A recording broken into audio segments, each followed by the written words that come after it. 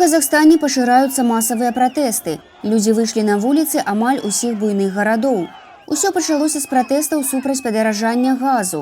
Але цяпер пратэстоўцы патрабуюць змены рэжыму, вяртання Канстытуцыі 1993 года і прыходу да ўлады чалавека па-за сістэмай.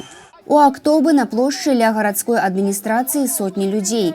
Паліцыянты абвясцілі, што яны на баку народа. У цэнтры горада закрытыя крамы, вельмі слаба працуе інтэрнэт. У Жанаазіне на галоўнай плошчы сабраліся больш за 12 тысяч чалавек. У Алматы сутыкненне паліцыі з пратэстоўцамі, якія рухаюцца да цэнтра горада. Яны захапілі аўтазак, машыну з краткамі і некалькі міліцэйскіх шчытоў. Сілавікі ўжываюць светлашумавыя гранаты і слёзацечны газ. На вуліцах, па якіх прайшлі пратэстоўцы, дагараюць паліцэйскія машыны. У студзені 2022 года газ у Казахстане падаражэў у 2 разы.